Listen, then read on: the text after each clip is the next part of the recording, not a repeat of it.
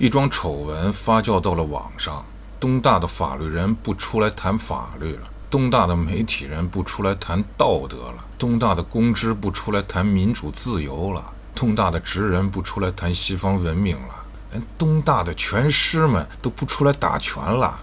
那這種醜聞肯定是西大的醜聞。对，就是劳力岛，就是愛泼斯坦嘛，一个被奉為世界人權燈塔的國家，還有這麼個藏污納垢的地方，專挑小女孩下手，供一堆政商名流享樂，這都不是什麼醜聞了，是反人類啊！要多惡心有多惡心。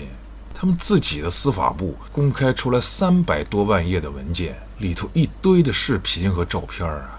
這是一場持續了10幾年的系統性的集體性的犯罪啊！那座島上幹的事兒，除了沒被證實的，至少誘拐、關押、性剝削未成年人是鐵板釘釘的吧？有些受害者才14、15歲，甚至更小。這已經不是普通的犯罪了，這是挑戰人類底線呀！可現在西大那邊什麼情況呢？罪魁愛潑斯坦在監獄裡被自殺了，那些跟他勾連的大人物，從政客到富豪，有一個哪怕一個被揪出來讓他付出代價的嗎？那座燈塔整天嚷嚷着要維護全球人權，可你們家後院都不是起火了，是他媽常年泡在糞池子裡啊！然後現在怎麼着？你們的司法部副部長托德·布蘭奇公開宣布，審查已經結束了，說是在之前和最新的審查中沒有發現相關信息可以支持提出新的刑事指控。就是說300多萬頁文件、2000多段視頻、18萬張圖片，也證明不了這些政商名流們參與過這場罪行。然後咱們這兒呢，法律人平時不是最愛講程序正義、司法獨立嗎？媒體人不是總標榜自己是社會的良心，要揭露黑暗，捍衛道德嗎？那些公知年復一年的把西大民主自由掛嘴上，還有最低級的那幫職處，滿腦子的西方文明高大上。可現在出的這個可是世界級的大事兒啊！人吶，都哪兒去了？最逗的就是拳師了。平時為女性權益不是喊得震天響嗎？那蘿莉島上受害的可都是小女孩，是最該被保護的正兒八經的女孩子。這時候安靜如雞了，幹嘛？選擇性吶喊，選擇性沉默，沒派任務單下來，這就不是你們該管的事兒，就不是你們有資格守護的信念了。咱們普通人，這些國際上的事兒離得遠，看看熱鬧就算了。可你們是專家呀，是意見領袖啊，能一樣嗎？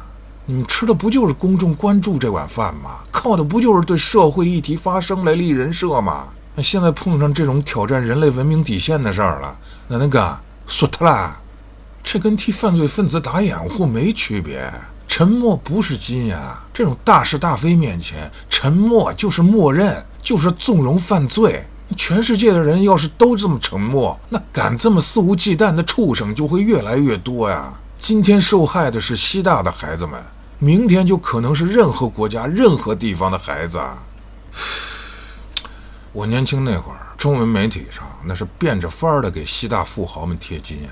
比爾蓋茨被說成是只愛編程，吃飯就啃漢堡，穿超市夾克的憨厚理工男，一生沒半點緋聞。巴菲特被塑造成心繫全人類的聖徒了，天天念叨在巨富中死去是一種恥辱。那時候的輿論可沒少借着這些聖人踩過自己人，說咱們這兒做生意就知道賺黑心錢，說咱們老百姓自私自利沒人情味兒。這套話我們耳朵真是聽出繭子來了，潛移默化的還真覺得大洋那邊就是流淌着奶與蜜的應許之地呀。那白人老爺們個個都是道德楷模，結果現在30年河東30年河西了，那互聯網把信息茧房撕了個粉碎。比爾蓋茨哪是什麼羞澀技術宅啊，他跟愛潑斯坦交往密切，郵件來來往往，竟然為了幾瓶抗生素治他那個髒病，跟魔鬼低聲下氣。巴菲特呢，遺囑是公布了，要把1000億美金捐給基金會，可那些個基金會是他子女管理的，另外能省多少遺產稅他自己心裡不清楚嗎？所以你看，問題就出在這兒。